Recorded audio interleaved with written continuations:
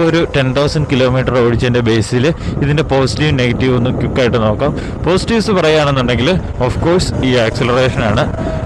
നമ്മളൊരു നോർമൽ സ്കൂട്ടറിൽ നിന്ന് പ്രതീക്ഷിക്കുന്ന ആക്സിലറേഷനെ എല്ലാ വണ്ടിയുടെ നിങ്ങൾക്ക് ഒരു 200cc ബൈക്കിൻ്റെ പെർഫോമൻസിനെ വെച്ച് മാച്ച് ചെയ്യുക. ഇപ്പോൾ നമ്മൾ നോർമൽ മോഡിലാണ് പോയിക്കൊണ്ടിരിക്കുന്നത്. 80ൽ നോർമൽ മോഡ് കട്ടാണ്, ദാറ്റ്സ് ഓക്കെ. ആൻഡ് രണ്ടാമത്തെ പോസിറ്റീവ് പറഞ്ഞു കഴിഞ്ഞാൽ ഇതിന് ABS വരുന്നുണ്ട്. സിംഗിൾ ചാനൽ ABS ആണ് ആക്ച്വലി. തേർഡ് അഡ്വാൻറ്റേജ് എന്ന് പറഞ്ഞാൽ ഇതിൻ്റെ ഫിറ്റ് ആൻഡ് ഫിനിഷ് ലുക്കാണ്. ലുക്കൊക്കെ ഡിപ്പെൻസ് ആണ്, എന്നാൽ പോലും നമ്മളെ സംബന്ധിച്ച് ഇതിൻ്റെ ലുക്ക് വളരെ കൺവിൻസിങ് ആണ്. ഒരു ഫ്യൂച്ചറിസ്റ്റിക് ആണ്, ഒരു കൂൾ ഡിസൈൻ സ്കൂട്ടർ, ഒരു കൂൾ ലുക്കിംഗ് സ്കൂട്ടർ എന്നുള്ള രീതിയിലാണ് നമ്മൾ ഇതുപോലെ എടുക്കുന്നത് തന്നെ. നമ്മളിപ്പോൾ ഇത് ത്രോട്ടിൽ ചെയ്ത് പോയിക്കൊണ്ടിരിക്കുകയാണ്. ത്രോട്ടിൽ ക്ലോസ് ചെയ്യുമ്പോൾ തന്നെ വണ്ടിക്ക് ഒരു പിടുത്തമുണ്ട്.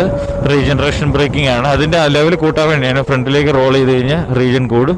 നിങ്ങൾ ഇങ്ങനെ യൂസ് ചെയ്യുകയാണെന്നുണ്ടെങ്കിൽ കുറച്ചും കൂടെ ബെറ്റർ ആയിട്ടുള്ള റീജനറേഷൻ കിട്ടുകയും റേഞ്ച് അതനുസരിച്ച് കൂടുകയും ചെയ്യും. അപ്പോൾ ബ്രേക്ക് ഒരു കാരണവശാലും മറക്കരുത്. ഈ റീജനറേഷൻ യൂസ് ചെയ്യുന്നതെന്ന് പറഞ്ഞ് എപ്പോഴും ബ്രേക്കിലൊരു കൈ ഉണ്ടാകുന്നത് നല്ലതാണ്. ഇതുപോലൊരു പവർഫുൾ ആയിട്ടുള്ള ക്വിക്ക് ആയിട്ടുള്ള EV ഓടിക്കുന്ന സമയത്ത്